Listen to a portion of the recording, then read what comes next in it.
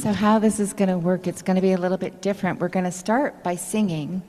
We're singing a mantra, and I'm actually going to grab this really quick so that you can know what the words that we're singing to you. It is praise to the source of all things. It is due to you that we attain true happiness on the planes of earth, astral, and causal. It is due to your transcendent nature that you are worthy of being worshipped and adored. Ignite us with your all-prevailing light. So we'll start with this, and then what we will do, then I will go into just playing the bowls and letting the sound be your meditation. And when you're finished, there'll be some light noise, and then we will introduce our speaker.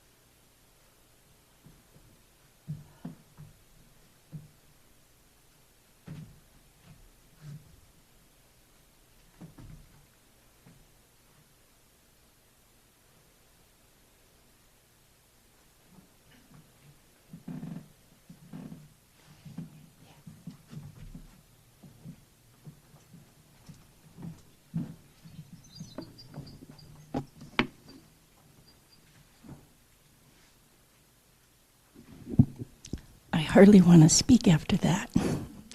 Now that we're all zoned out, I'd like to introduce our speaker today. Donna Apidone has driven up here, Reverend Donna Apidone has driven up here this morning from Sacramento, where she lives, Fair Oaks, I believe. Her past experience was as a broadcaster on NPR radio, and she has moved now to PBS TV. And her talk today will be about superheroes. So we're definitely looking forward to hearing Donna's words of wisdom. Donna, it's all yours. Would you like this here, or would you want to hold on to this? That's good. Thank you. Good, thanks. Good. Good morning. Zoned out is right, yes. Do you want these glasses? Do you need these? Okay. I could wear 2 pair. That would be fun. How are you all this morning? It's so nice to be here and zoned out. I know. I wanted to talk about superheroes today because the song keeps running through my head by Tina Turner. We don't need another hero from all those years ago, but I think we do. I think we need heroes now more than ever. So I started looking at who some of my heroes are, and I wanted to share that with you. Right now I'm actually dressed as the summer version of one of my favorite superheroes. I mean, it just looks like a sundress with a little thing over it, but if you use your imagination, you can almost figure out that I'm the summer version of the Ghost of Christmas Present. I told you would have to use your imaginations. Well, the ghost always wore green, and the ghost always had some kind of fur around his neck. I wasn't going to wear fur, but some off-white ruffles will kind of do the trick here. And the Ghost of Christmas Present always wore holly, a wreath of holly around his head. In my yard, there is no holly, but I thought, well, I could put a green scarf around my favorite sun hat and make that work. Okay, are you working with me here? Yeah. Okay, good. And he always had a light with him. I forgot my flashlight. He always had a light with him, but we can bask in that light and imagine it just the same. If you don't think the Ghost of Christmas Present was a superhero, just think about it. Just think what happened in that story by Charles Dickens, how the Ghost of Christmas Present came along and made sure that everything was in the now, that everything was in the present tense. He put a sort of a new spin on what we think of as a Christmas present, right? He made sure that everybody stayed just right there. Instead of regretting the past, instead of worrying about the future, just staying in the now. That's an important thing for all of us to do. So he had those core values. The Ghost of Christmas Present had the core values of joy and light. And if we look at what's really important to all of us about our superheroes, whoever your heroes may be, whether they wear capes or not, you know that it's really their core values. It's not so much that they fly over buildings. It's not so much that they jump over things. It's what do they represent? What are the core values of heroes and superheroes? So that's what I wanted to talk to you about today, because in his own way, the Ghost of Christmas Present was, maybe still is, a superhero. I have some other superheroes too, some other heroes in my life. Most of them don't wear capes. Most of them don't wear capes at all. One of them actually had a blonde wig and a funny hat and wore a tie and did this a lot. You know who that could be? Harpo Marx. Yeah. Now I think Harpo Marx is a hero. I fell in love with Harpo when I was in college. I was studying film, and a lot of our film teachers would just show us lots and lots of old films. We got filmed out because they wanted to show us all the different varieties of styles of filmmaking. So humor, there's a lot in putting together a movie that has a lot of visual humor in it. So we saw a lot of Marx Brothers movies. And that was it for me. I was in love. I thought Harpo was just the best thing. The humor and his ability to make us laugh by not saying a thing is really a great gift. I started dressing as Harpo that Halloween, and it's still many years later, it's still one of my favorite costumes in rotation. I have 3 or 4 every Halloween. I rotate out. And I know it's funny that a person who has always talked for a living would have a superhero who is someone who never spoke at all. And every Halloween that I do dress like him, it's a bit of a challenge to get through the whole evening without talking at all. But he brought more to the screen than people who talk. He was so visual and so talented and so musical. He had an infectious smile. If you see a picture of Harpo or see him in a film, his smile was just unbelievably bright. He was just really wonderful that way. His use of visual puns was on point. And I hope after we talk about this a little bit, you'll go back and watch one of the films because he was just so good. He also had a knack of getting out of the way at just the right time. And since the Marx Brothers were always involved in some kind of little petty crime, a lot of people would get in trouble, and Harpo just knew how to smile and get away from it all, which is its own form of superheroism. You have to know how to do that just right. He played the fool on screen, but really he was very shrewd. He's a very shrewd character. Off screen, when the wig and the hat were gone, everybody said he was brilliant, maybe the smartest of the brothers, and intelligent and generous. He had that reputation off screen. So Harpo is one of my superheroes. There is another one who I want to tell you about because it's not easy being green. It's one of my heroes. Kermit is definitely one of my heroes. I just absolutely love Kermit. I used to do a really good impersonation of Kermit. I will spare you. I won't do that for you. They didn't have Sesame Street when I was a kid, so I didn't discover Sesame Street. That also happened when I was in college. And the first time I saw the show, I remember distinctly what Kermit was saying and the conversation he was having. He was on screen with a human child, and they were talking about how frogs live. And they talked about where frogs live, and Kermit said, in a high rise.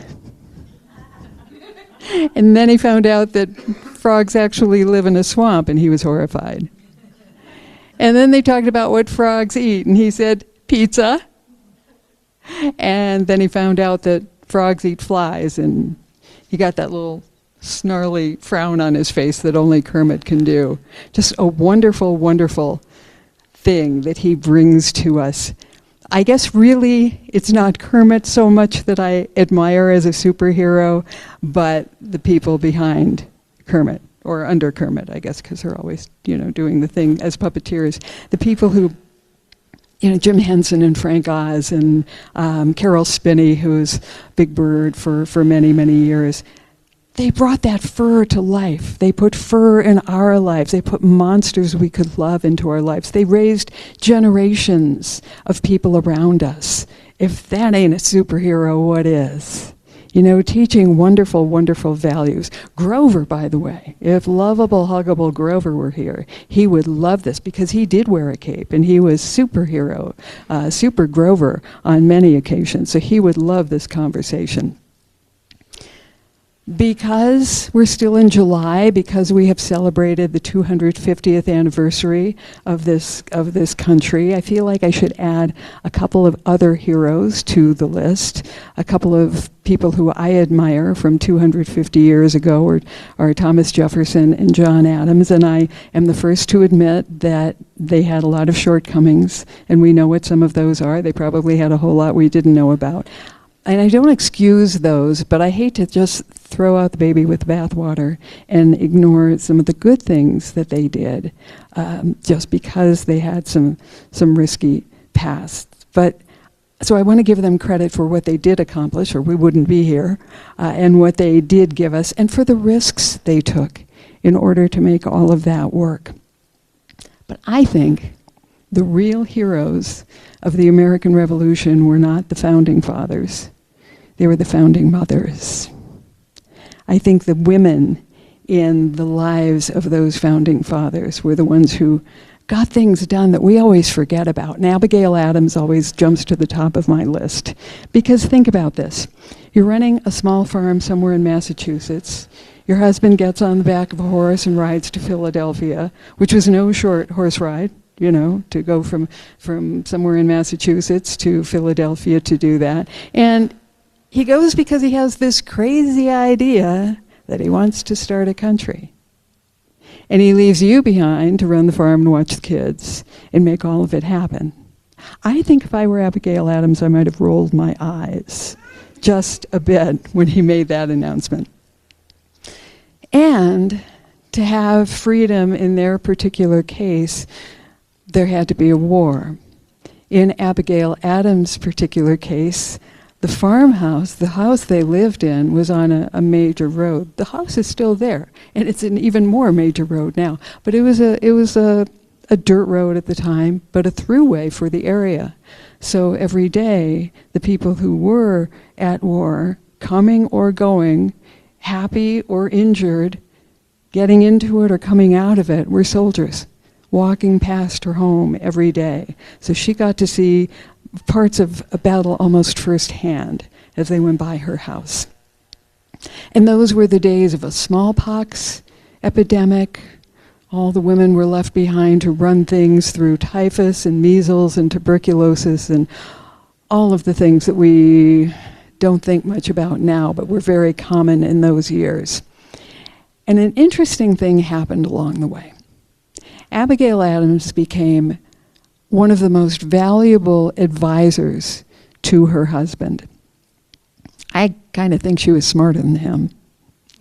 He had a robust, in-your-face temperament. He could get really angry. He could be very boisterous, and she apparently was the opposite of that. She didn't just go with the flow, but she was measured in a way and counterbalanced his veracity. So they were a very good pair, a very good team, even when it came to politics. And he did ask for her advice on a number of things that he was thinking about. How could this go? And she advised him, and apparently fairly well. In her letters, well, she was in Massachusetts and he was in Pennsylvania. In her letters, she made it very clear to her husband what women of that era needed. Here's what we need to get through what we're having to do here. Here's what we need. Y'all are off there having a nice time in Philadelphia.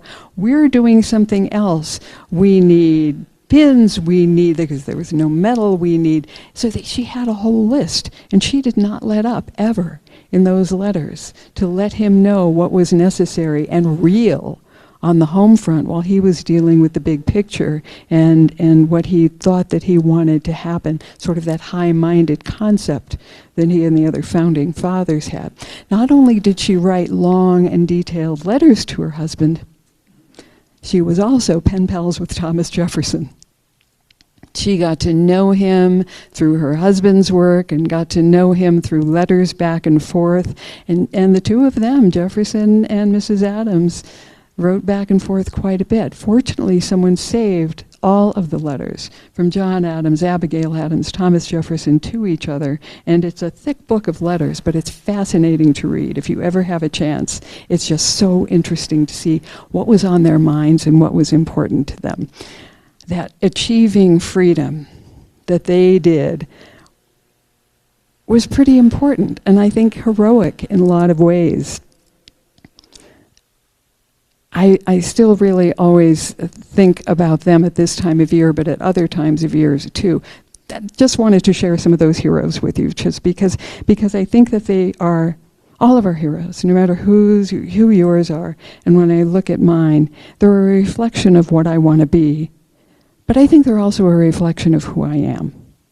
I have to dig a little bit deeper to think that I could compare myself to John Adams or Abigail Adams or Kermit.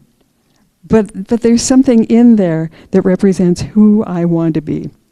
Harpo was nobody's fool, but he pretended he was. Why? So that we could laugh. That's a pretty good superhero attribute, I think. Jim Henson taught kids to read. he and his colleagues also taught lessons for life. John Adams and Thomas Jefferson, opposite personalities, but they did something so amazing that we're still talking about them 250 years later. Not too many people you can say that about, but it's true of them. And Abigail Adams and all the founding mothers, what heroes they were, working behind the scenes to represent women. Before there was anything about rights being spoken in terms of women and what they do, they were there and they were doing it. And as I was putting this talk together, something else occurred to me with Jim Henson, with Harpo, with the Jefferson, the Adams with Jefferson, all of those people, when I thought about it, I thought, oh, and they were all really good writers. Maybe that's what I like about them. That might have had something to do with it too. We live in an era of influencers. But what are they? What kind of influencers are they? I think of a name like Kardashian, and I think, why? What is it that some people who we think of as influencers are really bringing to the table, and who are we overlooking when we talk about influencers and superheroes? If we're carefully choosing our heroes, those of us in this room, those of us who are watching and listening, if we carefully choose who our heroes are, then we're teaching other people to carefully choose whose their heroes are. We're modeling a type of behavior by saying, so-and-so is my hero, so-and-so is an influencer in my life. We're modeling that for someone else. So we have that we, it's a responsibility, but it's a really good responsibility. And it's not a difficult responsibility, it just takes a little mindfulness and a little thought to say that that's what's happening. And in this era, it really is good to stand back, think about who we admire and why before we go further. We want to measure how they help us really measure how far we've come in our lives, but they also help us measure where we want to go in our lives. So we have to choose very, very carefully. Some of them wore capes, some of them don't, some of them wrote books, some of them don't, but they all give us lessons. They all give us something that we can follow. So what they bring is the important part of heroism, as far as I'm concerned. The founders brought courage and focus and determination, but they also showed us what could be. They gave us possibility. And it wasn't possibility of we're going to build this nation and it's going to be wonderful and we'll be away from tyranny. They were also thinking about everybody in their own communities and saying, and this is who you can be, and this is who you can be, and this is who you can be. They were showing us the possibilities of an upcoming nation and showing us the possibilities of each one of us. So that's something. I always think every year at this time, I think of the last line of the Declaration of Independence. We mutually pledge to each other our lives, our fortunes, and our sacred honor. If I could remember that every day and look people in the eye and say that to them, what a different world we live in. Pledging our sacred honor to each other on a daily basis. Wouldn't that be something? What's holding us back? What's stopping us? We can do that, We can do that. Kermit, I think Kermit brings us reality. A Muppet brings us reality. Well, that's kind of ironic, isn't it? But if you think about what Kermit the Frog did on the Muppet Show when he was the producer of that show, everything always went wrong on that show. Sometimes the wrong guests would show up at the wrong time. Sometimes a guest wouldn't show up when they were supposed to. And Kermit always showed us that it's okay to be frustrated. It's okay to be real. And by showing that to people, and the Muppets wasn't really a kid's show, that was a show for grown-ups, by reminding us that it's okay to be real, he gave us permission to do something that even as grown-ups we're often afraid to do. So there was a real core value there. And Harpo brings us subtlety. He brought us subtle humor, the subtlety of not speaking at all, subtle sensitivity as well, and beautiful, subtle music. And they all showed us generosity of spirit. What a core value to have Generosity of spirit. I think that should be the goal that we all walk around with. Today and every day, I want to show generosity of spirit in a way that maybe I never have before, or maybe I never had the opportunity to before. And always looking for those places where can I exhibit, where can I show generosity of spirit? What can we do? It's more important than identifying our heroes is knowing that everybody is a hero. Everybody is a hero. I had a great opportunity last summer, and I may have told you about it when I was here last summer. I had a great opportunity to interview Christy Yamaguchi, the Olympic skater from many, many years ago. And I asked her what it felt like when she was 20 years old. What did it feel like the first time you realized that you were a role model to other young skaters? And she kind of blew it off and said, well, everybody's a role model to somebody. And she kept talking, and I was like, wait a minute, what? Did you say everybody's a role model to somebody?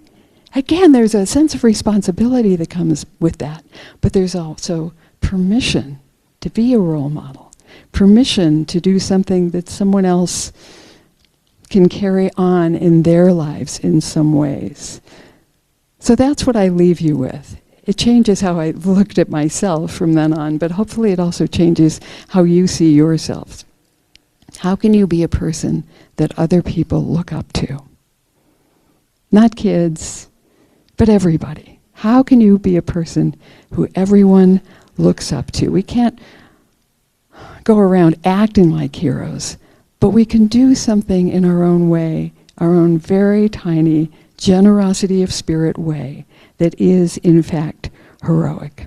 Serving by example, because someone is always watching. Someone is always paying attention. I started out with Tina Turner, but I'm going to end with David Bowie,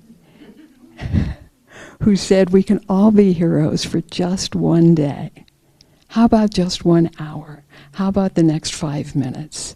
We can do that because we're all heroes, whether we have the horn or the hat or the holly, whatever it is. Instead of Gandhi's be the peace you want to be in the world, be the hero you want in the world, because we could really use some right now. And together we say, and so it is, and so we allow it to be.